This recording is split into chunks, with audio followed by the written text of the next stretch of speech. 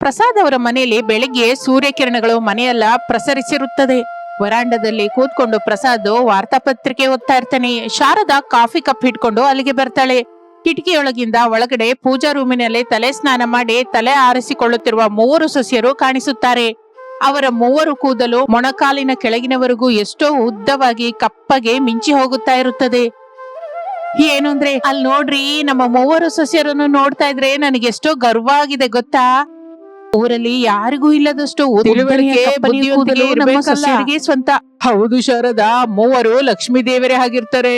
ಆದರೆ ಕೇವಲ ಕೂದಲು ಉದ್ದವಾಗಿದ್ರೆ ಸರಿ ಹೋಗೋದಿಲ್ವಲ್ಲ, ಸಂಸಾರವನ್ನು ಚೆನ್ನಾಗಿ ನಿಲ್ಲಿಸುವ ತಿಳುವಳಿಕೆ ಚುರುಕುತನ ಇರಬೇಕಲ್ಲ.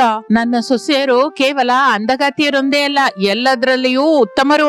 ಆದ್ರೂ ನಿಮ್ಮ ಮಾತು ನಿಜನೇ, ಕೇವಲ ಕೂದಲು ನೋಡಿ ಸಂತೋಷ ಪಟ್ರೆ ಸರಿ ಹೋಗಲ್ಲ. ಈ ಮೂವರಲ್ಲಿ ನಿಜವಾದ ಚುರುಕುತನ ಯಾರ ಹತ್ರ ಇದೆ? ಆಪತ್ತು ಬಂದರೆ ಕೂದಲನ್ನು ಕಾಪಾಡಿಕೊಳ್ಳುತ್ತಲೇ ಮನೆಯನ್ನು ಹೇಗೆ ಸರಿಯಾಗಿಟ್ಟುಕೊಳ್ಳಬಲ್ಲರು? ಇದನ್ನ ತಿಳ್ಕೋಬೇಕು. ಏನು ಶಾರದಾ, ಮತ್ತೆ ಏನೋ ಹೊಸ ಆಲೋಚನೆ ಮಾಡ್ತಾ ಇದೀಯಾ? ಅವರಿಗೆ ಕಷ್ಟ ಕೊಡ್ಬೇಡ. ಕಷ್ಟ ಏನಿದೆ ಬಿಡ್ರಿ, ಒಂದು ಚಿಕ್ಕ ಪರೀಕ್ಷೆ ಇಡ್ತೀನಿ. ನಮ್ಮ ಮೂವರು ಮಕ್ಕಳನ್ನು ಕೂಡ ಕರೀರಿ, ಎಲ್ಲರ ಮುಂದೆ ಈ ವಿಷಯ ಪ್ರಕಟಿಸ್ತೀನಿ. ಆಗ ಶಾರದಳ ಕರೆಯಿಂದ ರಮೇಶ್, ಸುರೇಶ್, ಅರುಣ್ ಅಲ್ಲಿಗೆ ಬರುತ್ತಾರೆ. ಅವರ ಹಿಂದೆ ತಲೆ ಆರಿಸಿಕೊಳ್ಳುತ್ತಾ ಅನಾಮಿಕಾ, ಅವನಿ, ಅಂಜಲಿಯರು ಕೂಡ ಬರುತ್ತಾರೆ. ಏನಮ್ಮ, ಬೆಳಿಗ್ಗೆನೇನೋ ದೊಡ್ಡ ಸಮಾವೇಶ ಏರ್ಪಾಟು ಮಾಡಿದ್ಯಾ? ವಿಶೇಷವೇನೋ? ಹೌದಮ್ಮ, ನನಗೆ ಆಫೀಸ್ಗೆ ಟೈಮ್ ಆಗ್ತಾ ಇದೆ. ಅದೇನೋ ಬೇಗ ಹೇಳಿದ್ರೆ ಕೇಳ್ತೀನಲ್ಲ. ಗಾಬರಿ ಆಗ್ಬೇಡ್ರೋ, ಈ ದಿನ ನಾನು ನಮ್ಮ ಸೊಸೆಯರಿಗೆ ಒಂದು ಪ್ರತ್ಯೇಕವಾದ ಸ್ಪರ್ಧೆ ಇಡ್ಬೇಕು ಅಂತ ನಿರ್ಣಯಿಸ್ಕೊಂಡಿದ್ದೀನಿ. ಇದರ ಹೆಸರು ಕೇಶಗಳ ಸ್ಪರ್ಧೆ, ಅತ್ತೆಯ ಪರೀಕ್ಷೆ. ಅಕ್ಕ, ಅತ್ತೆ ಏನೋ ಹೇಳ್ತಾ ಇದ್ದಾರೆ, ನನ್ಗೇನೋ ಭಯವಾಗ್ತಾ ಇದೆ. ನಮ್ಮ ಕೂದಲಿನ ಬಗ್ಗೆ ಏನೋ ಸ್ಪರ್ಧೆ ಅಂತ ಇದ್ದಾರೆ. ಭಯಪಡ್ಬೇಡ ಅಂಜಲಿ, ಅತ್ತೆ ಏನೋ ಹೇಳ್ತಾ ಇದ್ದಾರೋ ಕೇಳೋಣ. ಯಾವ್ದೋ ವಿನೋದಕ್ಕಾಗಿ ಅಂತಿರ್ಬಹುದು. ಅತ್ತೆ, ಕೂದಲಿನ ಸ್ಪರ್ಧೆ ಅಂದ್ರೆ ನಾನೇ ಗೆಲ್ತೀನಿ. ನನ್ನ ಕೂದಲು ಎಷ್ಟು ಚೆನ್ನಾಗಿ ಮಿಂಚ್ತಾ ಇದೆಯಾ ನೋಡಿ. ದಿನವೂ 2 ಗಂಟೆ ಇದಕ್ಕಾಗಿ ಇಡ್ತಾ ಇದ್ದೀನಿ. ನೋಡ್ತಾ ಇದ್ದೀನಿ ಅವನಿ, ಈ ಸ್ಪರ್ಧೆ ಕೇವಲ ಕೂದಲಿನ ಅಂದಕ್ಕಾಗಿ ಅಲ್ಲ. ನಿಮ್ಮ ಉದ್ದವಾದ ಕೂದಲನ್ನು ನಿಜಕ್ಕೂ ಜಡೆ ಹಾಕದೆ ಕೆಳಗೆ ಬಿಟ್ಟಿರ್ಬೇಕು. ಆ ಕೂದಲಿಗೆ ಎಂತಹ ಗಲೀಜು ತಾಗದ ಹಾಗೆ, ಎಲ್ಲಿಯೂ ಸಿಕ್ಕಿ ಹಾಕಿಕೊಳ್ಳದ ಹಾಗೆ, ಎಲ್ಲಿಯೂ ಬೀಳಿಸದ ಹಾಗೆ, ಅದಕ್ಕೆ ಎಂತಹ ಹಾನಿಯೂ ಆಗದ ಹಾಗೆ ನಾನು ಹೇಳುವ 3 ಕೆಲಸಗಳನ್ನು ಯಾರು ಅತ್ಯಂತ ವೇಗವಾಗಿ ಬುದ್ಧಿವಂತಿಕೆಯಿಂದ ಪೂರ್ತಿ ಮಾಡ್ತಾರೋ ಅವರೇ ವಿಜಯಿ. ಇದೆಂತ ಪರೀಕ್ಷೆ ಅಮ್ಮ? ಅಷ್ಟು ದೊಡ್ಡ ಕೂದಲನ್ನ ಹರಡಿಸ್ಕೊಂಡು ಕೆಲಸ ಮಾಡೋದು ಕಷ್ಟವಲ್ಲ. ನೋಡಿದ್ಯಾ ಶಾರದಾ, ನಿನ್ನ ಮಕ್ಕಳೇ ಹೇಳ್ತಾ ಇದ್ದಾರೆ, ಕೂದ್ಲು ಬಿಟ್ಕೊಂಡು ಅಡಿಗೆ ಮನೆ ಕೆಲಸ ಮಾಡೋದು ಪ್ರಮಾದ ಕೂಡ ಆಗ್ಬಹುದು. ಮಾವಯ್ಯ, ಪರವಾಗಿಲ್ಲ ಬಿಡಿ, ಅತ್ತೆ ಕೋರಿಕೆನ ಬೇಡ ಅಂತ ಅನ್ನೋದು ಬೇಡ. ನಮ್ಮ ಬುದ್ಧಿವಂತಿಕೆಯನ್ನ, ಚುರುಕುತನವನ್ನ ನಿರೂಪಿಸಿಕೊಳ್ಳೋದಕ್ಕೆ ಇದೊಂದು ಒಳ್ಳೆಯ ಅವಕಾಶ. ಅತ್ತೆ, ನಾವು ಸಿದ್ಧ. ಅಲ್ಲಿ ನೋಡಿ, ಅನಾಮಿಕಾ ಹೇಳಿದ ಹಾಗೆ ಕೇಳಿ. ಈ ಸ್ಪರ್ಧೆಯಲ್ಲಿ ಗೆದ್ದವರಿಗೆ ನನ್ನ ಹತ್ತಿರವಿರುವ ಪಚ್ಚೆ ಹಾರವನ್ನು ಬಹುಮಾನವಾಗಿ ಕೊಡ್ತೀನಿ. ಮೊದಲನೇ ಪರೀಕ್ಷೆ ಈ ದಿನವೇ ಪ್ರಾರಂಭ. ಹಾಗಿರುವಾಗ ಮಧ್ಯಾಹ್ನದ ಸಮಯದಲ್ಲಿ ಹಿತ್ತಲಿನಲ್ಲಿ ಹಳೆ ಅಡುಗೆ ಮನೆ ಇರುತ್ತದೆ. ಅಲ್ಲಿ ಕೆಂಡದ ಒಲೆ, ಸೌದೆಯ ಒಲೆ ಇರುತ್ತದೆ. ಆ ಅಡುಗೆ ಮನೆ ಎಲ್ಲ ಸ್ವಲ್ಪ ಕಪ್ಪನೆಯ ಬೂದಿಯಾಗಿ ಮಸಿಯಿಂದ ತುಂಬಿರುತ್ತದೆ.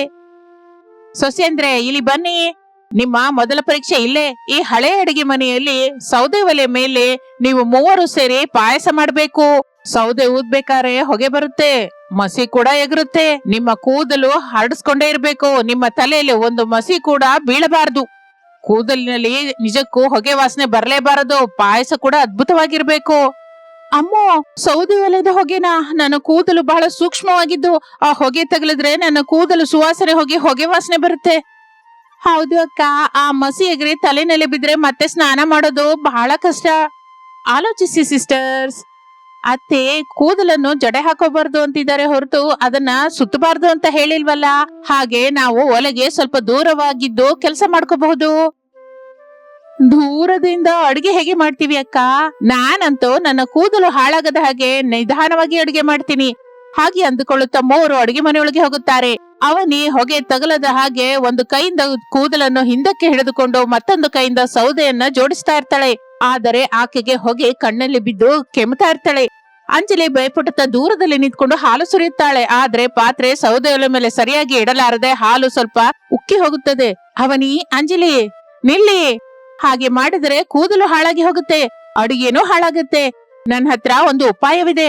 ಹಾಗೆ ಹೇಳಿ ಅನಾಮಿಕಾ ಹಿತ್ತಲಿನಲ್ಲಿರುವ ತಾಟಿ ಎಲೆಗಳನ್ನು ಒಂದು ತೆಳ್ಳನೆಯ ಬಿಳಿ ವಸ್ತ್ರವನ್ನು ತರುತ್ತಾಳೆ. ಆಕೆ ಆ ಬಿಳಿ ವಸ್ತ್ರವನ್ನು ತನ್ನ ಉದ್ದವಾದ ಕೂದಲಿನ ಮೇಲೆ ಕೇವಲ ಒಂದು ಕವಚದ ಹಾಗೆ ಹರಡಿಸುತ್ತಾಳೆ. ಜುಟ್ಟು ಹಾಕಲಿಲ್ಲ, ಕೇವಲ ಜುಟ್ಟಿನ ಹಿಂದಿನ ಭಾಗ ಮಾತ್ರ ಸುತ್ತುವ ಹಾಗೆ ಇಡುತ್ತಾಳೆ. ಒಲೆ ಊದಲಿಕ್ಕೆ ಉದ್ದವಾದ ಊದುಕೊಳುವೆಯನ್ನು ಇಟ್ಟುಕೊಂಡು ಹೊಗೆ ಮುಖಕ್ಕೆ ಕೂದಲಿಗೆ ತಗುಲದ ಹಾಗೆ ದೂರದಿಂದ ಗಾಳಿ ಊದುತ್ತಾಳೆ. ಅಂಜಲಿ, ಆ ಪಕ್ಕದಿಂದ ಗೋಡಂಬಿ ಕರಿ.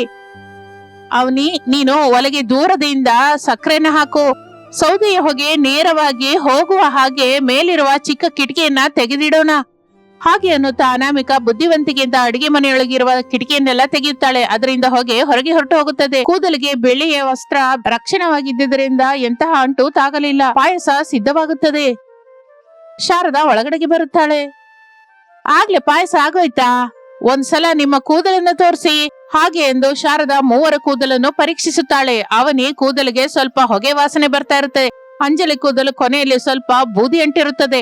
ಆದ್ರೆ ಅನಾಮಿಕಳ ಕೂದಲು ಮಾತ್ರ ಎಷ್ಟೋ ಶುಭ್ರವಾಗಿ ಮಲ್ಲಿಗೆ ಹೂವಿನ ವಾಸನೆಯಿಂದ ಮಿಂಚುತ್ತಾ ಇರುತ್ತದೆ. ಅನಾಮಿಕಾ, ತುಂಬಾ ಚೆನ್ನಾಗಿ ಮಾಡಿದ್ಯಮ್ಮ. ಬಿಳಿ ಕಾಟನ್ ಬಟ್ಟೆಯಿಂದ ಜಡೆಯನ್ನು ಹಾಕದೆ ಮೇಲೆ ಕೂದಲಿನ ಮೇಲಿಟ್ಟು ರಕ್ಷಣೆಯಾಗಿ ಇಟ್ಕೊಂಡೆ. ಬಿದ್ರು ಬೊಬ್ಬಿನಿಂದ ದೂರದಿಂದ ಹೊಗೆ ಊದುವುದು ನಿನ್ನ ಬುದ್ಧಿಗೆ ನಿದರ್ಶನ. ಈ ಮೊದಲ ಪರೀಕ್ಷೆಯಲ್ಲಿ ಅನಾಮಿಕಂಗೆ ಪೂರ್ತಿಯಾಗಿ ಮಾರ್ಕ್ಗಳು ಬಿದ್ದಿದೆ. ಧನ್ಯವಾದಗಳು ಅತ್ತೆ, ಎಲ್ಲ ನಮ್ಮ ತಂಗಿಯರ ಸಹಕಾರದಿಂದಲೇ ಸಾಧ್ಯವಾಯಿತು. ಹಾಗಿರುವಾಗ ಮಾರನೇ ದಿನ ಬೆಳಗಿನ ಸಮಯದಲ್ಲಿ ಹಿತ್ತಲಿನಲ್ಲಿರುವ ದೊಡ್ಡ ಹೂವಿನ ತೋಟದಲ್ಲಿ ಬಣ್ಣ ಬಣ್ಣದ ರೋಸಗಳು, ಮಲ್ಲಿಗೆ ಹೂಗಳು, ಸಾವಂತಿಗಳು ಬಿಟ್ಟಿರುತ್ತದೆ. ಆದ್ರೆ ಆ ಹೂವಿನಲ್ಲಿ ಕಳೆ ಹುಲ್ಲುಗಳು, ಮುಳ್ಳಿನ ಗಿಡಗಳು ಇರುತ್ತದೆ. ಶಾರದಾ ಮೂವರು ಸೊಸೆಯರನ್ನು ತೋಟದ ಹತ್ರಕ್ಕೆ ಕರ್ಕೊಂಡು ಹೋಗ್ತಾಳೆ. ಮಕ್ಕಳು ಮೂವರು ಕೂಡ ಪಕ್ಕದಲ್ಲೇ ನಿಂತ್ಕೊಂಡು ನೋಡ್ತಾ ಇರ್ತಾರೆ. ಸೊಸೆಂದ್ರೆ, ಈ ದಿನದ್ದು ಎರಡನೇ ಪರೀಕ್ಷೆ. ಪೂಜಾ ರೂಮಿನ ಅಲಂಕಾರಕ್ಕಾಗಿ ಈ ತೋಟದಲ್ಲಿರುವ ಮುಳ್ಳಿನ ಪೊದೆಯ ಮಧ್ಯದಲ್ಲಿರುವ ತಾಜಾ ಗುಲಾಬಿಗಳನ್ನು, ಮಲ್ಲಿಗೆ ಹೂವನ್ನ ಕೊಯ್ಬೇಕು. ನಿಮ್ಮ ಕೂದಲನ್ನು ಕೆಳಗೆ ಬೀಳಿಸದ ಹಾಗೆ, ಮುಳ್ಳಿನ ಪೊದೆಯಲ್ಲಿ ಸಿಕ್ಕಿಕೊಳ್ಳದ ಹಾಗೆ ನೋಡ್ಕೋಬೇಕು. ಕೂದಲು ನೆಲಕ್ಕೆ ನಿಜವಾಗಿ ತಾಗಲೇಬಾರ್ದು. ಯಾರು ಹೆಚ್ಚು ಹೂ ಕೊಯ್ತಾರೋ ನೋಡೋಣ. ಅಮ್ಮ, ಮುಳ್ಳಿನ ಪೊದೆಯಲ್ಲಿ ಕೂದಲು ಸಿಕ್ಕೊಂಡ್ರೆ ಬಹಳ ಕಷ್ಟ ಅಲ್ವೇನಮ್ಮ? ನೋವಾಗತ್ತೆ. ಹಬ್ಬ, ಹೌದು ಶಾರದಾ, ಇದೊಂದು ರೀತಿಯಾದ ಕಠಿಣವಾದ ಪರೀಕ್ಷೆ ಆಗಿದೆ. ನನ್ನ ಸೊಸೆಯರು ಬುದ್ಧಿವಂತರಾದ್ರೆ ಇದ ಕೂಡ ಮಾರ್ಗ ಹುಡುಕ್ತಾರೆ. ಹೌದಲ್ವಾ ಅನಾಮಿಕಾ? ತಪ್ಪದೆಯತೆ, ನಾವು ಪ್ರಯತ್ನಿಸ್ತೀವಿ. ಅಕ್ಕ, ನನಗೆ ಮುಳ್ಳು ಚುಚ್ಕೊಳ್ಳುತ್ತೇನೋ ಅಂತ ಭಯವಾಗ್ತಾ ಇದೆ. ನನ್ನ ಕೂದಲು ಬಹಳ ಉದ್ದವಾಗಿರೋದ್ರಿಂದ ಬಗ್ಗಿದಾಗ ಅದು ನೆಲನ ತಾಗುತ್ತಲ್ವಾ? ನನ್ನ ಕೂದಲು ಮುಳ್ಳಿನಲ್ಲಿ ಸಿಕ್ಕೊಂಡ್ರೆ ಹಡ್ದೋಗುತ್ತೆ. ನಾನು ಬಹಳ ನಿಧಾನವಾಗಿ ಒಂದೊಂದು ಹೂನು ಕೊಯ್ತೀನಿ. ಹಾಗೆ ಹೇಳಿ ಅವನಿ ತೋಟದೊಳಗೆ ಹೋಗಿ ಬಹಳ ಜಾಗ್ರತೆಯಿಂದ ತಲೆಯನ್ನು ಹಿಂದಕ್ಕೆ ಇಟ್ಟು ಹೂ ಕೊಯ್ಯಲಿಕ್ಕೆ ಪ್ರಯತ್ನಿಸುತ್ತಾಳೆ. ಆದರೆ ಹೂವು ಬಹಳ ಎತ್ತರದಲ್ಲಿ ಮುಳ್ಳಿನ ಮಧ್ಯವಿರುತ್ತದೆ. ಬಗ್ಗಿದಾಗ ಕೂದಲು ನೆಲಕ್ಕೆ ತಾಗುತ್ತಾ ಇರುತ್ತದೆ. ಅಂಜನಿ ಹೂ ಕುಯ್ತಾ ಇರ್ಬೇಕಾದ್ರೆ ಒಂದು ಚಿಕ್ಕ ಮುಳ್ಳು ಆಕೆಯ ಕೂದಲಿನ ಕೊನೆಗೆ ತಾಗುತ್ತದೆ. ಆಕೆ ಗಾಬರಿಯಾಗುತ್ತಾ ಅಯ್ಯೋ ಅನ್ನುತ್ತಾಳೆ. ಅಂಜಲಿ, ಜಾಗ್ರತೆ, ಕೂದಲು ಎಳ್ಕೋಬೇಡ, ಮುಳ್ಳು ನಿಧಾನವಾಗಿ ಬಿಡಿಸು. ಅಂಜಲಿ, ಗಾಬರಿ ಆಗ್ಬೇಡ, ನಾನ್ ಬರ್ತಾ ಇದ್ದೀನಿ. ಹಾಗೆ ಅನ್ನುತ್ತಾ ಅನಾಮಿಕಾ ತನ್ನ ಹಿಂದೆ ತಂದುಕೊಂಡ ಬಿದಿರು ಬುಟ್ಟಿಯನ್ನು ತಲೆ ಮೇಲೆ ಬೋರಲು ಹಾಕಿಕೊಳ್ಳುತ್ತಾಳೆ. ತನ್ನ ಉದ್ದವಾದ ಕೂದಲನ್ನು ಆ ಬುಟ್ಟಿಯ ಒಳಗೆ ಇಟ್ಟು ಸುತ್ತಲೂ ಒಂದು ತೆಳ್ಳನೆಯ ದಾರದಿಂದ ಕೂದಲು ಜಾರಿ ಹೋಗದ ಹಾಗೆ ತಲೆಯ ಹಿಂದಿನ ಭಾಗದಲ್ಲಿ ಚಿಕ್ಕದಾಗಿ ತಗಿಲಿಸುತ್ತಾಳೆ. ಇದರಿಂದ ಕೂದಲು ಕೆಳಗೆ ಬೀಳುವುದಿಲ್ಲ, ಮುಳ್ಳಿಗೂ ತಾಗುವುದಿಲ್ಲ. ಹಾಗೆ ಆಕೆ ಒಂದು ಉದ್ದವಾದ ಕೋಲು, ಕೊನೆಯಲ್ಲಿ ಚಿಕ್ಕ ಕತ್ತಿ ತಾಗಿಸಿದ ಸಾಧನವನ್ನು ತರುತ್ತಾಳೆ. ಅನಾಮಿಕಾ, ಆ ಕೋಲಿಂದ ಏನ್ ಮಾಡ್ತಾಯ? ರಮೇಶ್, ಹೂವನ್ನು ಕೈಯಿಂದ ಕೊಯ್ದ್ರೆ ಮುಳ್ಳು ತಗಲತ್ತೆ. ಈ ಚಿಕ್ಕ ಸಾಧನದಿಂದ ದೂರದಿಂದಲೇ ಹೂವನ್ನ ಸುಲಭವಾಗಿ ಕೊಯ್ದು ಬುಟ್ಟಿಯೊಳಗೆ ಹಾಕಬಹುದು. ಇದರಿಂದ ಬಗ್ಗಬೇಕಾದ ಅಗತ್ಯವಿಲ್ಲ, ಕೂದಲು ನೆಲಕ್ಕೆ ತಗಲುವ ಅವಕಾಶವೂ ಇಲ್ಲ. ಹಾಗೆಂದು ಅನಾಮಿಕಾ ಚಕಚಕ ಮುಳ್ಳಿನ ಪೊದೆಯಲ್ಲಿರುವ ಹೂಗಳನ್ನು ಆ ಸಾಧನದಿಂದ ಕೊಯ್ದು ಕೆಳಗೆ ಬೀಳದ ಹಾಗೆ ಇಟ್ಕೋತಾಳೆ. ಸ್ವಲ್ಪ ನಿಮಿಷದಲ್ಲೇ ಆಕೆಯ ಬುಟ್ಟಿನ ತುಂಬಾ ಬಣ್ಣ ಬಣ್ಣದ ಹೂಗಳು ಸೇರುತ್ತದೆ. ಅವನಿ ಅಂಜಲಿ ಆಶ್ಚರ್ಯದಿಂದ ನೋಡ್ತಾರೆ. ಅಕ್ಕ, ನಿನ್ನ ಆಲೋಚನೆ ನಿಜವಾಗಿ ಅದ್ಭುತ. ಕೂದಲನ್ನ ತಲೆಯ ಮೇಲೆ ಬುಟ್ಟಿಯೊಳಗೆ ಮುಚ್ಚಿಡೋದು, ಉದ್ದರವಾದ ಕೋಲಿನಿಂದ ಹೂ ಕೊಯ್ಯೋದು ಎಷ್ಟು ಸುಲಭವೋ ಅಲ್ವಾ? ಹೌದು ಅಕ್ಕ, ನಾನು ಗಾಬರಿಯಾಗಿದ್ದು ಕೂದಲನ್ನ ಸಿಕ್ಕಿ ಹಾಕಿಸ್ಕೊಂಡೆ. ಅದ್ಭುತ ಅನಾಮಿಕಾ. ಹೂವಿನ ಬುಟ್ಟಿಯನ್ನ ಜುಟ್ಟಿಗೆ ರಕ್ಷಣೆಯಾಗಿ ಇಟ್ಕೊಳ್ಳೋದು, ಬಗ್ಗದ ಹಾಗೆ ಹೂವನ್ನು ಕೊಯ್ದು ಬಹಳ ದೊಡ್ಡ ಆಲೋಚನೆ ಅಮ್ಮ. ಈ ಪರೀಕ್ಷೆಯಲ್ಲಿ ಅನಾಮಿಕಳೆ ಗೆದ್ದಿದ್ದಾಳೆ. ಅಂಜಲಿ, ನಿನ್ನ ಕೂದಲಿಗೆ ಚಿಕ್ಕ ಮುಳ್ಳು ತಗಲಿದ ಹೊರತು ಕೂದಲಿಗೆ ಏಟಾಗ್ಲಿಲ್ಲ, ಪರವಾಗಿಲ್ಲ. ಹೊರತು ಅವನಿ, ನಿನಗೇನೋ ಹೂವು ಕಡಿಮೆ ಬಂದಿದೆ. ಕೂದಲನ್ನು ಮಾತ್ರ ಬಹಳ ಜಾಗ್ರತೆಯಾಗಿ ನೋಡ್ಕೊಂಡಿದ್ಯಾ. ಹಾಗೆ ಅಂದುಕೊಳ್ಳುತ್ತಾ ಇರುವಾಗ ಮನೆಯ ಮಧ್ಯೆ ಹಾಲ್ನಲ್ಲಿ ದೊಡ್ಡ ಮೊಸರಿನ ಮಡಕೆ ಇಟ್ಟಿರುತ್ತಾರೆ. ಕಡಿಯೋದಿಕ್ಕೆ ಒಂದು ದೊಡ್ಡ ಕೋಲು ಸಿದ್ಧವಾಗಿರುತ್ತದೆ. ಶಾರದಾ ಪ್ರಸಾದ್ ಸೋಫಾದಲ್ಲಿ ಕೂತ್ಕೊಂಡಿರ್ತಾರೆ. ಮಕ್ಕಳು ಮೂವರು ಆಸಕ್ತಿಯಿಂದ ಎದುರು ನೋಡ್ತಾ ಇರ್ತಾರೆ. ಸೊಸೆಂದ್ರೆ, ಇದು ನಿಮ್ಮ ಕೊನೆಯ ಅಂತಿಮ ಪರೀಕ್ಷೆ. ಈ ದೊಡ್ಡ ಮೊಸರಿನ ಮಡಕೆಯಿಂದ ಬೆಣ್ಣೆ ತೆಗಿಬೇಕು. ಮೊಸರು ಕಡಿಯುವಾಗ ಮಜ್ಜಿಗೆ ಕೆಳಗೆ ಬೀಳಬಾರದು. ಮೊಸರು ಕಡಿಯುವಾಗ ಮಜ್ಜಿಗೆ ನೆಲಕ್ಕೆ ಹಾರುತ್ತದೆ. ನಿಮ್ಮ ಮೂವರ ಕೂದಲು ಕೆಳಗೆ ಬೀಳಬಾರದು. ಸೊಸೇಂದ್ರೆ, ಇದು ನಿಮ್ಮ ಕೊನೆಯ ಅಂತಿಮ ಪರೀಕ್ಷೆ. ಈ ದೊಡ್ಡ ಮೊಸರಿನ ಮಡಕೆಯಿಂದ ಬೆಣ್ಣೆ ತೆಗಿಬೇಕು. ಶಾರದಾ ಕೂದಲನ್ನು ಮುಂದಕ್ಕೆ ವಾಲಾಡಿಸಿ, ಮೊಸರು ಕಡಿದ್ರೆ ಖಚಿತವಾಗಿ ಮಜ್ಜಿಗೆ ಹನಿಗಳು ಕೂದಲಿನ ಮೇಲೆ ಬೀಳುತ್ತಲ್ಲ, ಇದು ಅಸಾಧ್ಯವಾದ ಪರೀಕ್ಷೆ ಆಗಿದೆ. ಹೌದು ಅಮ್ಮ, ಕೂದಲು ಮುಂದಕ್ಕಿದ್ರೆ ಕಣ್ಣಿಗೆ ಸರಿಯಾಗಿ ಕಾಣಿಸಲ್ಲ ಕೂಡ. ಹೇಗೆ ಮಾಡ್ತಾರೆ ಅವರು? ಅದಕ್ಕೆ ಇದು ಬುದ್ಧಿವಂತಿಕೆ ಪರೀಕ್ಷೆ ಎಂದೆ. ನಿಜವಾಗಿ ಚುರುಕಾದ ಸೊಸೆ ಆದ್ರೆ ಇದಕ್ಕೊಂದು ಉಪಾಯ ಆಲೋಚಿಸ್ತಾರೆ. ಅತ್ತೆ, ಕೂದಲನ್ನು ಮುಂದಕ್ಕೆ ನಿಂತಾಟಿಸ್ಕೊಂಡ್ರೆ ನನ್ ಕಣ್ಣೇ ನನ್ಗೆ ಕಾಣಿಸೋದು ಇಲ್ಲ. ಇನ್ನು ಕಡಿಯೋದು ಹೇಗೆ? ನನ್ನಿಂದ ಆಗಲ್ವೇನೋ? ಹೌದು ಅಕ್ಕ, ಮಜ್ಜಿಗೆ ಹನಿಗಳು ಬಿದ್ರೆ ಕೂದಲು ಜಿಡ್ಡು ವಾಸನೆ ಬರುತ್ತೆ. ಭಯಪಡಬೇಡಿ, ಇದಕ್ಕೆ ಕೂಡ ಒಂದು ಚಂದದ ಪರಿಹಾರವಿದೆ. ಅತ್ತೆ, ಕೂದಲು ಮುಂದಕ್ಕೆ ನೇತಾಡುತ್ತೆ ಅಂದ್ರೆ ಹೊರತು ನಮ್ಮ ಮುಖವನ್ನ ಆವರಿಸಬಾರ್ದಲ್ಲ. ಹಾಗೆ ಮೊಸರು ಕಡಿಯಲಿಕ್ಕೆ ನಾವು ನೇರವಾಗಿ ಮಡಕೆ ಹತ್ರನೇ ನಿಂತಿರ್ಬೇಕು ಅಂತಿಲ್ವಲ್ಲ. ಮತ್ತೆ ದೂರದಿಂದ ಕಡ್ಗೋಲು ಹೇಗೆ ತಿರುಗಿಸ್ತೀಯ ಅದ್ಗೆ?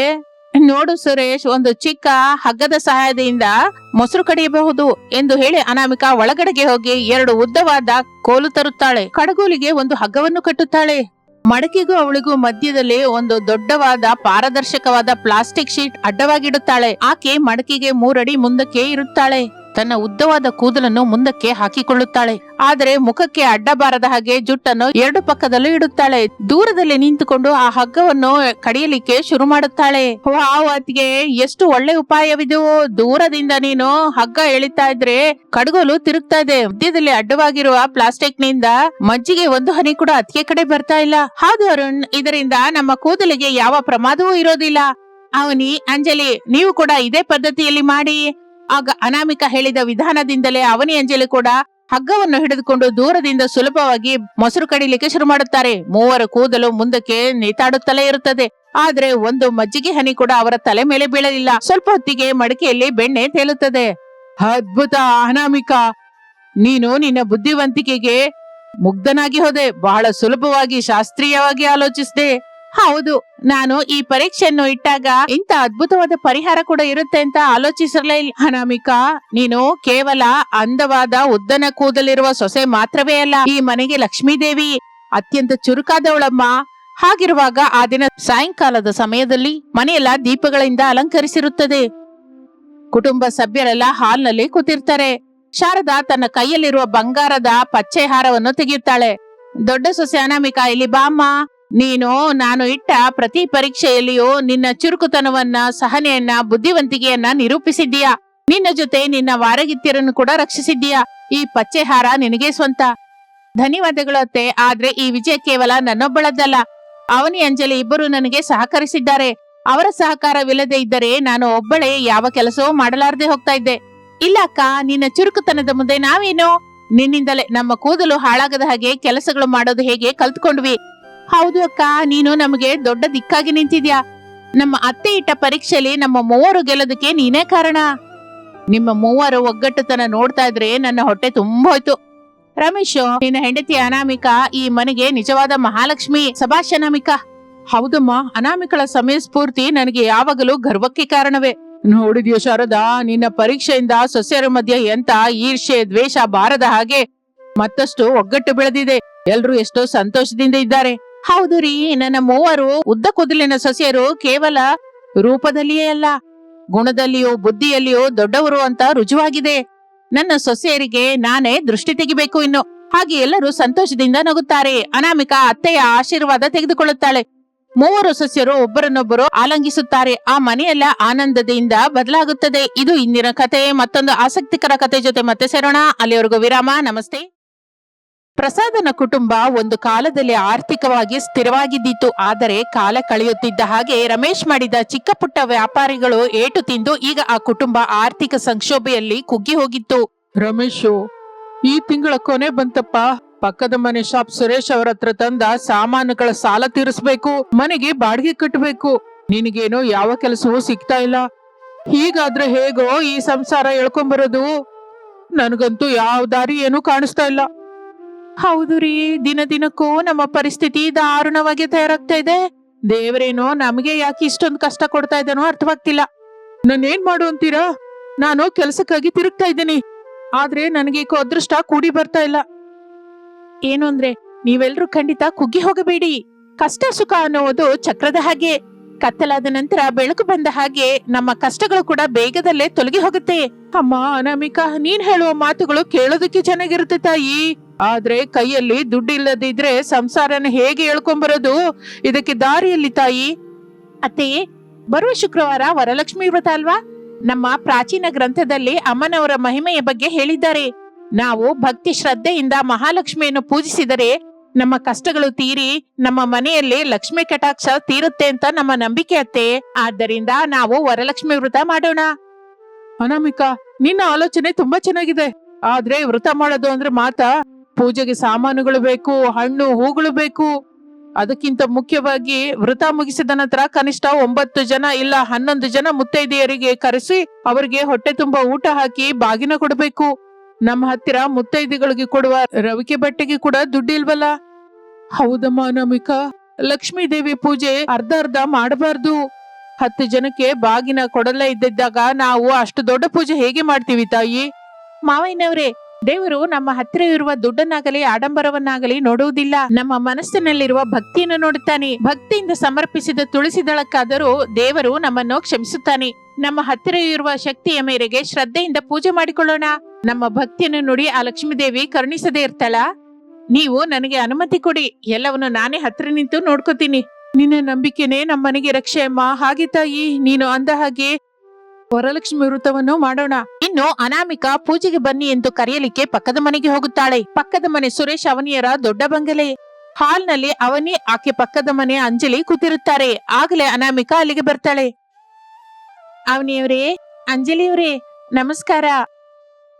ಓಹೋ, ಅನಾಮಿಕಾ ಅವರ, ಬನ್ನಿ ಬನ್ನಿ. ಏನು ಈ ದಿನ ನಮ್ಮನೆ ಕಡೆ ನಿಮ್ ಕಾಲು ಬೆಳೆದಿದೆ? ಕಾಫಿ ಪುಡಿ ಕೇಳೋದಕ್ಕೆ ಬಂದಿದ್ದೀರಾ ಏನೋ? ಹೌದು ಅವನಿ, ಇವ್ರ ಮನೇಲಿ ದಿನ ದಿನಕ್ಕೂ ಪರಿಸ್ಥಿತಿ ಇಳಿದು ಹೋಗ್ತಾ ಇದೆ ಅಲ್ಲ. ರಮೇಶ್ ಅವ್ರಿಗೆ ಕೆಲ್ಸವೇ ಏನೂ ಇಲ್ಲ.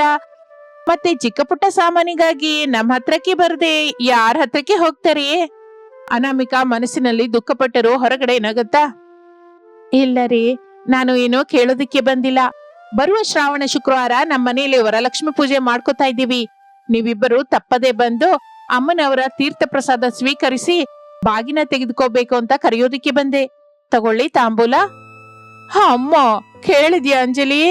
ಇವರ ಮನೆಯಲ್ಲಿ ಹೊತ್ತು ಕಳೆಯೋದೇ ಕಷ್ಟ ಹೊರತು ಈ ಮಹಾರಾಣಿಯವರು ವರಲಕ್ಷ್ಮಿ ವ್ರತ ಮಾಡ್ತಾರಂತೆ, ಇನ್ನು ಬಾಗಿನ ಕೂಡ ಕೊಡ್ತಾರಂತೆ. ಹೌದು, ಕೇಳ್ತಾ ಇದ್ರೆ ನಗು ಬರ್ತಾ ಇದೆ ಅನಾಮಿಕಾ ಅವರೇ. ಬಾಗಿನ ಅಂದ್ರೆ ತೆಂಗಿನಕಾಯಿ, ವೀಳೆದೆಲೆ, ರವಿಕೆ ಪೀಸು, ಹಣ್ಣು ಕೊಡಬೇಕು. ಅದೇನು ಇಲ್ಲದೆ ಬರೀ ವೀಳೆದೆಲೆಯಲ್ಲಿ ಬಾಗಿನ ಕೊಡ್ತೀರಾ ಏನೋ? ಅದೆಲ್ಲ ಹೋಗ್ಲಿ, ಕನಿಷ್ಠ ನಿಮ್ಮ ಮನೆಗೆ ಬರುವ ಮುತ್ತೈದೆಯರಿಗಾದ್ರೂ ಹೊಟ್ಟೆ ತುಂಬಾ ಊಟ ಹಾಕುವ ಸಾಮರ್ಥ್ಯವಿದೆಯಾ ನಿಮ್ಮ ಹತ್ರ? ಭಗವಂತನ ಪೂಜೆಗೆ ಶ್ರೀಮಂತಿಕೆ ಬಡತನ ಅನ್ನುವ ಭೇದವಿರುವುದಿಲ್ಲ. ಮನಸ್ಸಿನಲ್ಲಿ ಪ್ರಾಮಾಣಿಕತೆ ಭಕ್ತಿ ಇದ್ದರೆ ಸಾಕು. ನಾವು ಅಷ್ಟು ದೊಡ್ಡದಾಗಿ ಮಾಡದೇ ಇರಬಹುದು, ಆದರೆ ಭಕ್ತಿ ಶ್ರದ್ಧೆಯಿಂದ ಅಮ್ಮನವರನ್ನು ಪೂಜೆ ಮಾಡ್ಕೋತೀವಿ. ಅವನಿಯವರೇ, ಅಂಜಲಿಯವರೇ, ನೀವು ತಪ್ಪದೇ ಬನ್ನಿ. ನೋಡೋಣ ಬಿಡಿ. ಅನಾಮಿಕಾ ಅಲ್ಲಿಂದ ಹೊರಟು ಹೋಗುತ್ತಾಳೆ. ಆಕೆ ಹೋದ ತಕ್ಷಣ, ಅಂಜಲಿ, ನೋಡಿದ್ಯಾ ಅನಾಮಿಕಳ ಪೊಗರು? ಬಡವಳಾದ್ರೂ ಸರಿ ಅಷ್ಟು ಭಕ್ತಿ ಇರೋ ಹಾಗೆ ನಟಿಸ್ತಾ ಇದ್ದಾಳೆ. ಆಕೆ ನಮ್ಮ ಬೀದಿಯಲ್ಲಿ ಎಲ್ಲರ ಮನೆಗೆ ಹೋಗಿ ಪೂಜೆಗೆ ಬಾ ಅಂತ ಕರಿತಾಳೆ. ಹೌದು ಅವನಿ. ಅಂಜಲಿ, ನಮ್ಮ ಸ್ಥಾಯಿ ಏನೋ ತೋರಿಸ್ಬೇಕು. ನಾವು ಕೂಡ ಅದೇ ಶುಕ್ರವಾರದ ದಿನ ಅಂಗರಂಗ ವೈಭವದಿಂದ ವರಲಕ್ಷ್ಮಿ ವ್ರತ ಮಾಡೋಣ. ಊರಿನಲ್ಲಿರುವ ಮುತ್ತೈದೆಯರೆಲ್ಲರನ್ನು ರೇಷ್ಮೆ ಸೀರೆ ಕೊಡ್ತೀವಿ ಅಂತ, ದೊಡ್ಡ ಔತಣ ಕೊಡ್ತೀವಿ ಅಂತ ಕರೆಯೋಣ.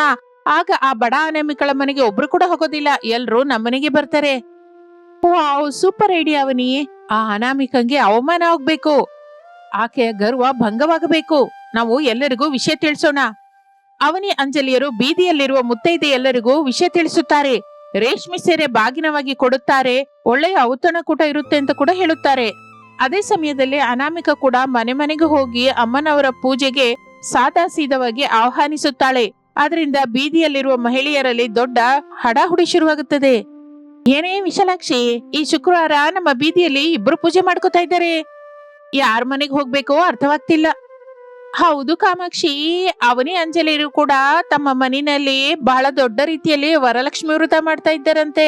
ನನಗೇನೋ ಎಲ್ಲಿಗೆ ಹೋಗ್ಬೇಕು ಗೊತ್ತಾಗ್ತಾ ಇಲ್ಲ. ಇದ್ರಲ್ಲಿ ಆಲೋಚಿಸೋದಕ್ಕೆ ಏನಿದೆ ವಿಶಾಲಾಕ್ಷಿ? ಅವನಿಯವರ ಮನೆಯಲ್ಲಿ ಪೂಜೆಗೆ ಹೋದ್ರೆ ಒಳ್ಳೆ ರೇಷ್ಮೆ ಸೀರೆ ಬಾಗಿನವಾಗಿ ಕೊಡ್ತಾರಂತೆ. 25 ರೀತಿಯ ಭಕ್ಷ್ಯಗಳಿಂದ ಔತಣಕೂಟವಂತೆ. ಆ ಬಡ ಅನಾಮಿಕಳ ಮನೆಗೆ ಏನಿರುತ್ತೆ, ಕನಿಷ್ಠ ಸರಿಯಾಗಿ ಕೂತ್ಕೊಳ್ಳೋದಕ್ಕೆ ಚಾಪೆ ಕೂಡ ಇರೋದಿಲ್ಲ. ಹಾಗನ್ಬಾರ್ದು ರತ್ನ, ಅನಾಮಿಕಾ ಬಹಳ ಒಳ್ಳೆಯವಳು. ನಮಗೆ ಪೂಜೆಗೆ ಬಾ ಅಂತ ಮನಸ್ಪೂರ್ವಕವಾಗಿ ಕೇಳಿದ್ದಾಳೆ. ಪೂಜೆ ಎಂದರೆ ಭಕ್ತಿಯಿಂದಿರ್ಬೇಕು ಹೊರತು ರೇಷ್ಮೆ ಸೀರೆ ಅಡಿಗೆ ಊಟ ಅಲ್ವಲ್ಲ. ಭಕ್ತಿ ಇದ್ರೆ ಸರಿ ಹೋಗುತ್ತಾ? ಬಾಗಿನ ಸರಿಯಾಗಿ ಇಲ್ಲದಿದ್ರೆ ಪೂಜೆಗೆ ಹೋಗಿ ಏನು ಲಾಭ? ನಾನಂತೂ ಅವನಿ ಮನೆಗೆ ಹೋಗ್ತೀನಿ. ಇನ್ನು ಶುಕ್ರವಾರ ಬೆಳಗಿನ ಜಾವವೇ ಶಾರದಮ್ಮ ಅನಾಮಿಕರು ಬೆಳಗಿನ ಜಾವವೇ 4 ಗಂಟೆಗೆ ಎದ್ದು ಪೂಜೆ ಏರ್ಪಾಟು ಮಾಡ್ತಾರೆ. ಅನಾಮಿಕಾ ಬಹಳ ಕಷ್ಟಪಟ್ಟು ಮನೆಯನ್ನು ಹೂ ಮಾವಿನ ಸೊಪ್ಪಿನಿಂದ ಅಲಂಕರಿಸುತ್ತಾಳೆ. ದೇವರ ಮಂಟಪವನ್ನು ಭಕ್ತಿಯಿಂದ ಅಲಂಕರಿಸುತ್ತಾಳೆ. ಇಷ್ಟರಲ್ಲಿ ಪೂಜಾರಿಯವರು ಮನೆಗೆ ಬರ್ತಾರೆ. ಅಮ್ಮ ಅನಾಮಿಕಾ, ಪೂಜಾ ಮಂಟಪ ಬಹಳ ಚೆನ್ನಾಗಿ ಮಂಗಳಕರವಾಗಿದೆ. ನಿನ್ನ ಕೈಯಿಂದ ಹೆಣೆದಿರುವ ತೋರಣಗಳನ್ನು ನೋಡ್ತಾ ಇದ್ರೆ ಸಾಕ್ಷಾತ್ ಲಕ್ಷ್ಮೀ ದೇವಿ ಈ ಮನೆಯಲ್ಲಿಯೇ ನೆಲೆಸಿದ್ದಾಳೆ ಅನ್ನಿಸ್ತಾ ಇದೆ. ಧನ್ಯವಾದಗಳು ಪೂಜಾರಿಯವರೇ, ಎಲ್ಲ ಅಮ್ಮನವರ ದಯ. ಅತ್ತೆ, ಪೂಜೆ ಮುಹೂರ್ತ ಹತ್ತಿರ ಬರ್ತಾ ಇದೆ, ಇನ್ನು ಮನೆಗೆ ಯಾರು ಬಂದಿಲ್ಲ ಯಾಕೆ? ಸಮಯ ಸ್ವಲ್ಪ ಹೊತ್ತು ದಾಟುತ್ತದೆ. ಅನಾಮಿಕಾಳ ಮನೆಗೆ ಕೇವಲ ಕಾಮಾಕ್ಷಿ ಮತ್ತಿಬ್ಬರು ವಯೋವೃದ್ಧರು ಮಾತ್ರವೇ ಬರುತ್ತಾರೆ. ಇನ್ನು ಅವನಿ ಅಂಜಲಿಯರ ದೊಡ್ಡ ಹಾಲ್ ನಲ್ಲಿ ಭಾರಿ ಅಲಂಕರಣ ಮಾಡಿ ಹಡಾಹುಡಿ ಮಾಡ್ತಾ ಇರ್ತಾರೆ. ಬೀದಿಯಲ್ಲಿರುವ ಮುತ್ತೈದೆಯರೆಲ್ಲ ರೇಷ್ಮೆ ಸೀರೆಯ ಆಸೆಯಿಂದ ಔತಣಕೂಟಕ್ಕಾಗಿ ಅಲ್ಲಿ ಗುಂಪುಗೂಡುತ್ತಾರೆ. ಅವನಿ ಅಂಜಲಿಯರ ಮನೆಯಲ್ಲಿ ಜನ ವಿಪರೀತವಾಗಿ ಬರುತ್ತಾರೆ. ಆದರೆ ಅಲ್ಲಿ ಭಕ್ತಿ ಶ್ರದ್ಧೆಗಳಿಲ್ಲ. ಕೇವಲ ಧನ ಪ್ರದರ್ಶನ, ಅಹಂಕಾರ ಮಾತ್ರವೇ ಕಾಣಿಸುತ್ತಾ ಇರುತ್ತದೆ. ಬಂದ ಮುತ್ತೈದೆಯರನ್ನು ಅವನಿ ಅಂಜಲಿಯರು ಕನಿಷ್ಠ ಮಾತನಾಡಿಸಲೂ ಇಲ್ಲ. ತಮ್ಮ ಒಡವೆಗಳ ಬಗ್ಗೆ, ರೇಷ್ಮೆ ಸೀರೆಗಳ ಬಗ್ಗೆ ದೊಡ್ಡದಾಗಿ ಹೇಳ್ಕೊಳ್ಳೋದ್ರಲ್ಲಿ ಮುಳುಗಿ ಹೋಗಿರುತ್ತಾರೆ. ಏನೇ ರತ್ನ, ಎಷ್ಟು ಹೊತ್ತಿನಿಂದ ಕೂತಿದೀವಿ. ಅವನಿಯವರಾಗ್ಲಿ ಅಂಜಲಿಯವರಾಗ್ಲಿ ಕನಿಷ್ಠ ಬನ್ನಿ ಕೂತ್ಕೊಳ್ಳಿ ಅಂತ ಒಂದು ಮಾತು ಕೂಡ ಅಂದಿಲ್ಲ, ನೋಡಿದ್ರಾ? ಹೌದು ಕಾಮಾಕ್ಷಿ, ಅವ್ರ ಒಡವೆ, ಅವ್ರ ಸೀರೆ ಹೇಳ್ಕೊಳ್ಳೋದಕ್ಕೆ ದೊಡ್ಡದಾಗಿ ಟೈಮ್ ಹೋಗ್ತಾ ಇಲ್ಲ. ನಮ್ಗೆ ಕನಿಷ್ಠ ಮನುಷ್ಯರಾಗಿ ಹಾಗೆ ಕೂಡ ನೋಡ್ತಾ ಇಲ್ಲ. ಪೂಜಾರಿಯವರು ಮಂತ್ರ ಓದ್ತಾ ಇದ್ರೆ ಇವರು ಫೋನ್ ಇಟ್ಕೊಂಡು ಫೋಟೋ ತಗೋತಾ ಇದ್ದಾರೆ ಯಾಕೆ? ಎಷ್ಟು ಧನವಂತರಾದ್ರೂ ಏನಮ್ಮ, ಕನಿಷ್ಠ ಮರ್ಯಾದೆ ಗೌರವವಿಲ್ಲದ ಜಾಗಕ್ಕೆ ನಾವೇನಕ್ಕಿರ್ಬೇಕು? ಹೌದು ವಿಶಾಲಾಕ್ಷಿ, ನಾವು ರೇಷ್ಮೆ ಸೀರೆ ಆಸೆಯಿಂದ ಇಲ್ಲಿಗೆ ಬಂದು ದೊಡ್ಡ ತಪ್ಪು ಮಾಡಿದ್ವಿ. ಆ ಬಡ ಅನಾಮಿಕಾ ನಮ್ಮನ್ನು ಎಷ್ಟು ಮರ್ಯಾದೆಯಾಗಿ, ಎಷ್ಟು ಪ್ರೇಮದಿಂದ ಕರೆತಿದ್ದಾಳೆ. ಅಲ್ಲಿಯ ಪೂಜೆ ನೋಡು ಎಷ್ಟು ಪ್ರಶಾಂತವಾಗಿ ನಡೀತಾ ಇದೆಯೋ. ಬಾ, ನಾವು ಕೂಡ ಅನಾಮಿಕಳ ಮನೆಗೆ ಹೋಗೋಣ. ಹೌದು, ನಾನು ಕೂಡ ಇಲ್ಲಿ ಇರ್ಬೇಕು ಅಂತಿಲ್ಲ. ಈ ಆಡಂಬರಗಳು ನಮಗ್ ಬೇಡ. ಬನ್ನಿ ಎಲ್ಲರೂ ಅನಾಮಿಕಳ ಮನೆಗೆ ಹೋಗೋಣ. ಅಲ್ಲಿರುವ ಮುತ್ತೈದೆಯರೆಲ್ಲರೂ ಒಬ್ಬರನ್ನೊಬ್ಬರು ನೋಡಿಕೊಂಡು ಅವನಿ ಅಂಜಲಿಯರ ಪ್ರವರ್ತನೆಗೆ ಬೇಸರಿಸಿ ಮೆಲ್ಲೆ ಮೆಲ್ಲೆಗೆ ಒಬ್ಬೊಬ್ಬರಾಗಿ ಆ ದೊಡ್ಡ ಬಂಗಲೆಯಿಂದ ಹೊರಗೆ ನಡೆಯಲಿಕ್ಕೆ ಶುರು ಮಾಡುತ್ತಾರೆ. ಪ್ರಸಾದ್ ಚಿಕ್ಕ ಮನೆ, ಪೂಜಾ ಮಂದಿರ ಪ್ರಶಾಂತವಾಗಿ ಸುವಾಸನೆಯಿಂದ ತುಂಬಿ ಹೋಗಿರುತ್ತದೆ. ಪೂಜಾರಿಯವರು ವರಲಕ್ಷ್ಮಿ ವೃತ್ತದ ಕತೆ ಹೇಳ್ತಾ ಇರ್ತಾರೆ. ಅನಾಮಿಕಾ ಶಾರದೆಯರು ಶ್ರದ್ಧೆಯಿಂದ ಕೇಳುತ್ತಾ ಇರುತ್ತಾರೆ. ಹಠಾತ್ತಾಗಿ ಬೀದಿಯಲ್ಲಿರುವ ಮುತ್ತೈದೆಯರೆಲ್ಲ ಗುಂಪಾಗಿ ಪ್ರಸಾದನ ಮನೆಯೊಳಗೆ ಪ್ರವೇಶಿಸುತ್ತಾರೆ. ಅನಾಮಿಕಾ ಮುತ್ತೈದೆಯರನ್ನು ನೋಡುತ್ತಲೇ ಆನಂದದಿಂದ ಎಷ್ಟೋ ಉಬ್ಬಿ ತಬ್ಬಿ ಸಂತೋಷ ಪಡುತ್ತಾಳೆ. ಎದ್ದು ನಿಂತುಕೊಂಡು ಎಲ್ಲರನ್ನು ಆತ್ಮೀಯದಿಂದ ಸ್ವಾಗತಿಸುತ್ತಾಳೆ. ಬನ್ನಿ ಅಮ್ಮ, ಬನ್ನಿ ವಿಶಾಲಾಕ್ಷಿ ಅವರೇ, ಬನ್ನಿ ಬನ್ನಿ ರತ್ನಮ್ಮ ಅವರೇ, ನೀವು ನಿಮ್ಮ ಬರುವು ನಮಗೆಷ್ಟು ಸಂತೋಷ ಕೊಟ್ಟಿದೆ. ತಗೊಳ್ಳಿ, ಕೂತ್ಕೊಳ್ಳಿ. ಬನ್ನಿ ಅಮ್ಮ, ನಿಮ್ಮೆಲ್ಲರಿಗಾಗಿ ಎದುರು ನೋಡ್ತಾ ಇದ್ದೀವಿ. ಬನ್ನಿ ಅಮ್ಮ, ಕೂತ್ಕೊಳ್ಳಿ. ಅನಾಮಿಕಾ, ನಮ್ಮನ್ನು ಕ್ಷಮಿಸಮ್ಮ. ಧನವಂತರ ಆಡಂಬರಕ್ಕೆ ಆಸೆ ಪಟ್ಟು ನಾವು ಅಲ್ಲಿಗೆ ಹೋಗಿ ಅವಮಾನ ಮಾಡ್ಕೊಂಡು ಬಂದ್ವಿ. ಆದ್ರೆ ನಿನ್ನ ಆತ್ಮೀಯತೆ, ಈ ಭಕ್ತಿ ನಮ್ಮನ್ನು ಇಲ್ಲಿವರೆಗೂ ಎಳ್ಕೊಂಡ್ಬಂತು ತಾಯಿ. ಪೂಜಾರಿಯವರು ವರಲಕ್ಷ್ಮಿ ವೃತ್ತದ ಮಹಾತ್ಮೆಯನ್ನು, ಚಾರುಮತಿ ದೇವಿಯ ಕಥೆಯನ್ನು ವಿವರಿಸಲಿಕ್ಕೆ ಶುರು ಮಾಡುತ್ತಾರೆ. ಪೂರ್ವ ಕಾಲದಲ್ಲಿ ಕುಂಡಿನ ನಗರ ಎಂಬ ಪಟ್ಟಣದಲ್ಲಿ ಚಾರುಮತಿ ಎಂಬ ಒಬ್ಬ ಸಾಧ್ವಿ ಇದ್ದಳು. ಆಕೆ ಅತ್ತೆ ಮಾವಂದಿರನ್ನು, ಗಂಡನನ್ನು ದೈವವಾಗಿ ಭಾವಿಸಿ ಪರಮ ಭಕ್ತಿ ಶ್ರದ್ಧೆಯಿಂದ ಕುಟುಂಬವನ್ನು ಪೋಷಿಸುತ್ತಾ ಇದ್ದಳು. ಆಕೆ ಸದ್ಗುಣಕ್ಕೆ ಪ್ರಸನ್ನರಾದ ವರಲಕ್ಷ್ಮೀ ದೇವಿ ಆಕೆಯ ಕನಸಿನಲ್ಲಿ ಸಾಕ್ಷಾತ್ಕರಿಸಿ, ಶ್ರಾವಣ ಪೌರ್ಣಮಿಗೆ ಮೊದಲು ಬರುವ ಶುಕ್ರವಾರದ ದಿನ ನನ್ನನ್ನು ಪೂಜಿಸಿದರೆ ನಿನಗೂ ನಿನ್ನ ಕುಟುಂಬಕ್ಕೂ ಅಷ್ಟೈಶ್ವರ್ಯಗಳನ್ನು ಕೊಡ್ತೀನಿ ಅಂತ ಅಭಯ ಕೊಟ್ಟಳು. ಚಾರುಮತಿ ಆ ವ್ರತವನ್ನು ಶ್ರದ್ಧೆಯಿಂದ ಆಚರಿಸುತ್ತಾಳೆ. ಜೊತೆಯ ಮಹಿಳೆಯರನ್ನು ಭಾಗಸ್ವಾಮಿಗಳನ್ನಾಗಿ ಮಾಡಿದಳು. ಅಮ್ಮನವರ ಕೃಪೆಯಿಂದ ಸರ್ವ ಸಂಪತ್ತನ್ನು ಹೊಂದಿದಳು. ಇನ್ನು ವ್ರತದ ಕಥೆ ಪೂರ್ತಿಯಾಗುತ್ತದೆ. ಅನಾಮಿಕಾ ಪೂಜೆ ಮುಗಿಸಿ ಅಮ್ಮನವರಿಗೆ ನಿವೇದಿಸಿದ ಪರಮಾನ್ನ, ಮೊಸರನ್ನವನ್ನು, ಹಣ್ಣುಗಳನ್ನು ಹಚ್ಚಿ ಎಲ್ಲರಿಗೂ ಬಡಿಸುತ್ತಾಳೆ. ಅರಿಶಿನ, ಕುಂಕುಮ, ವೀಳ್ಯದೆಲೆ, ತೆಂಗಿನಕಾಯಿಯಿಂದ ಕೂಡಿದ ಬಾಗಿನವನ್ನು ಪ್ರತಿಯೊಬ್ಬ ಮುತ್ತೈದೆಗೂ ನಮಸ್ಕರಿಸುತ್ತಾ ಕೊಡುತ್ತಾಳೆ. ಹಬ್ಬ ಅನಾಮಿಕಾ, ಪ್ರಸಾದ ಅಮೃತದ ಹಾಗಿತ್ತಮ್ಮ. ಹೌದಮ್ಮ, ನಿನ್ನ ಬಾಗಿನ ತೆಗೆದುಕೊಂಡ ಹಾಗೆ ನಮ್ಮ ಮನಸ್ಸೆಲ್ಲ ತುಂಬಿ ಹೋಯ್ತು ಅಂದ್ಕೋ. ಲಕ್ಷ್ಮೀ ದೇವಿ ನಿನ್ನನ್ನು, ನಿನ್ನ ಕುಟುಂಬವನ್ನು ತಣ್ಣಗೆ ನೋಡಬೇಕು ತಾಯಿ. ಅವನಿ ಅಂಜಲಿಯರ ದೊಡ್ಡ ಬಂಗಲೆ. ಅಲ್ಲಿ ಯಾರೂ ಇಲ್ಲ. ಪೂಜೆ ಏನೋ ಪೂರ್ತಿ ಆಯ್ತು. ಬಾಗಿನ ಕೊಡಲಿಕ್ಕೆ ರೇಷ್ಮೆ ಸೀರೆ, ತೆಂಗಿನಕಾಯಿ, ವೀಳ್ಯದೆಲೆ ಸಿದ್ಧವಾಗಿರುತ್ತದೆ. ಆದ್ರೆ ಬಾಗಿನ ತೆಗೆದುಕೊಳ್ಳಲಿಕ್ಕೆ ಅಲ್ಲಿ ಒಬ್ಬ ಮುತ್ತೈದೆ ಕೂಡ ಇಲ್ಲ. ಅವನಿ ಅಂಜಲಿಯರು ಖಾಲಿ ಹಾಲಲ್ಲಿ ನಿಂತ್ಕೊಂಡು ತೀವ್ರವಾದ ಅವಮಾನದಿಂದ, ಪಶ್ಚಾತ್ತಾಪದಿಂದ ಕುಗ್ಗಿ ಹೋಗುತ್ತಾರೆ. ಸುರೇಶ್ ಅರುಣರು ಕೋಪದಿಂದ ನೋಡುತ್ತಾರೆ.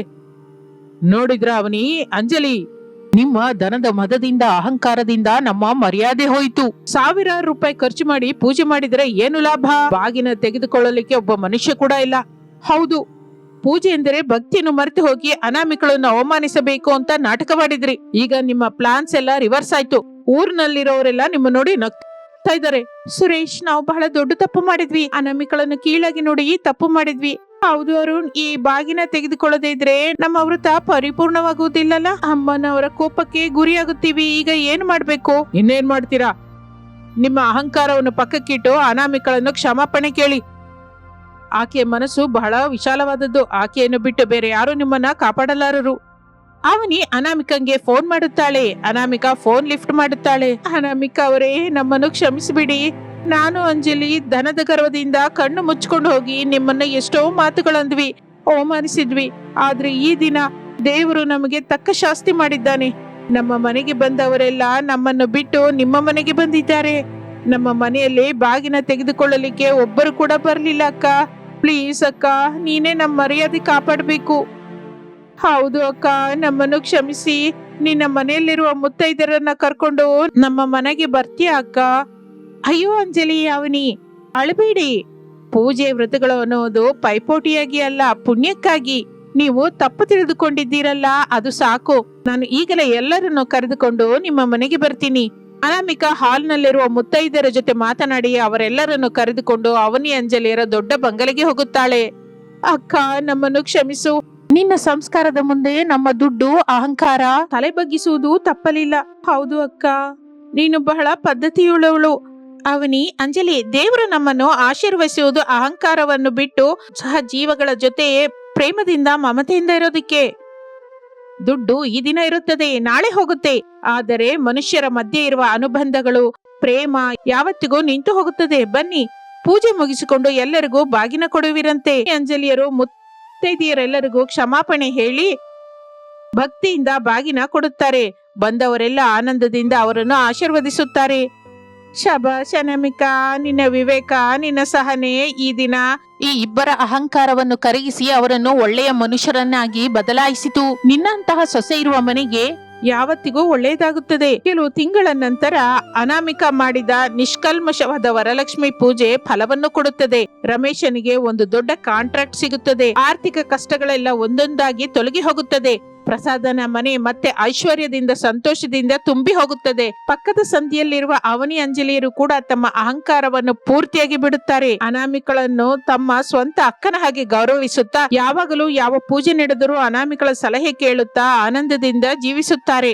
ಅನಾಮಿಕಾ, ಆ ದಿನ ನೀನು ನಂಬಿಕೆಯಿಂದ ಮಾಡಿದ ವರಲಕ್ಷ್ಮಿ ಪೂಜೆಯೇ ಈ ದಿನ ನಮ್ಮ ಕುಟುಂಬವನ್ನು ಈ ಸ್ಥಾಯಿಗೆ ತಂದಿದೆ. ಹೌದು ಕಣ ರಮೇಶು, ಧನ ಇರುವಷ್ಟು ಮಾತ್ರಕ್ಕೆ ಐಶ್ವರ್ಯ ಇದ್ದ ಹಾಗೆ ಅಲ್ಲ. ಅನಾಮಿಕಳಂತಹ ಸಂಸ್ಕಾರವಿರುವ ಸೊಸೆ ಇರುವಾಗಲೇ ಆ ಮನೆ ನಿಜವಾದ ಲಕ್ಷ್ಮೀ ನಿಲಯವಾಗುತ್ತದೆ. ನನ್ನ ಬಡ ಸೊಸೆನೇ ಈ ದಿನ ನಮ್ಮ ಮನೆಯನ್ನು ಕಾಪಾಡಿದ ಅಷ್ಟಲಕ್ಷ್ಮಿ ತಾಯಿ. ಮಾನವತ್ವವೇ ಮಹಾಲಕ್ಷ್ಮಿ. ಎಲ್ಲರೂ ಕಲಿತು ಬೆರೆತು ಇದ್ದರೆ ಯಾವಾಗಲೂ ಶುಭವೇ ನಡೆಯುತ್ತದೆ. ಅನಾಮಿಕಾ ಟಿವಿ ಅತ್ತೆ ಸೊಸೆಯರ ಚಾನೆಲ್ ಪ್ರೇಕ್ಷಕರೆಲ್ಲರಿಗೂ ವರಲಕ್ಷ್ಮಿ ಪೂಜೆಯ ಶುಭಾಶಯಗಳು.